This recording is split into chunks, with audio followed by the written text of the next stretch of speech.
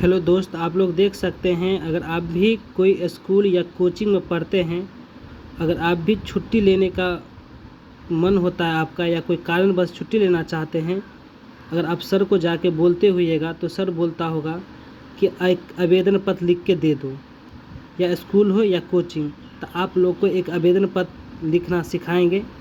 और हमने पहले से ही लिख चुके हैं ताकि वीडियो ज़्यादा टाइम का ना हो।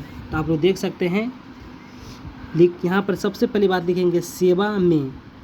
सेवा में लिखने के बाद यहाँ पर उसके बाद जस्ट दूसरे लाइन में आएंगे और लिखेंगे श्रीमान प्रधानाचार्य महोदय।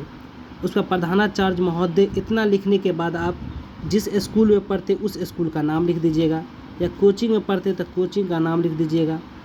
तो जैसे हम यहाँ पर लिख दिए आदर्श कोचिंग सेंटर, उसके बाद ये कोचिंग या स्कूल का नाम आप जो भी लिखते हैं उस जिस जगह पर है उस जगह का नाम लिख दीजिएगा। तो जैसे ये कोचिंग आदर्श कोचिंग सेंटर नवरत्न टोल पर, तो हमने नवरत्न टोल लिख दिया। उसके बाद नवरत्न टोल लिखने के बाद हम यहाँ पर लिखेंगे विषय। विषय लिखने के बाद आप 2 दिन के लिए छुट्टी लेना चाहते हैं 2 दिन लिख दीजिए, अगर 5 दिन के लिए लेना चाहते हैं तो 5 दिन लिख दीजिए।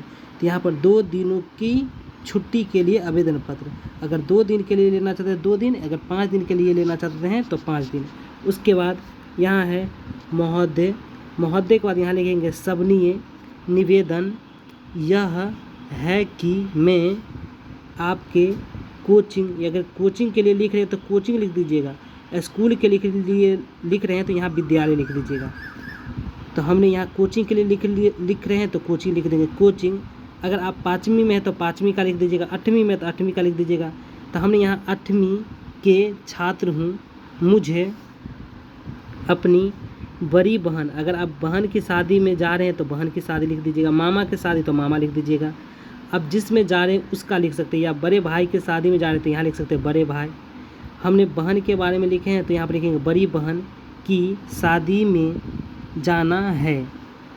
शादी में जाना बहुत ज़रूरी है क्योंकि शादी का सारा देख रेख मुझे ही करना है। उसके बाद यहाँ तक लिखने के बाद आप जस्ट नीचे वाला लाइन में आ जाएंगे और उसके बाद यहाँ पर लिखेंगे अतः मुझे, आप जिस दिन से छुट्टी लेना चाहते हो वहाँ डेट लिख दीजिएगा, जैसे 2, 3, 4 जो भी। तो मैंने यहाँ 7 जून से, अगर 9 जून तक 2 दिन का हुआ तो 9 जून तक हो गया, तो 9 जून 2025 तक 2 दिन की छुट्टी प्रदान करने की कृपा करें। यहाँ तक लिखने के बाद आप यहाँ पर धन्यवाद लिख दीजिए। ये लिखने से आपको जो भी सर होंगे बोलेंगे, जो भी होंगे वो बोलेंगे कि सही लिखा है। उसके बाद ये लिखने के बाद आप यहाँ पर लिख सकते हैं आपका आज्ञाकारी छात्र। उसके बाद यहाँ पर नाम लिख दीजिए, उसके बाद जिस कक्षा पढ़ते कक्षा का नाम लिख दीजिए, कक्षा लिख दीजिए, और उसके बाद क्रमांक यानी रोल नंबर वो लिख दीजिए।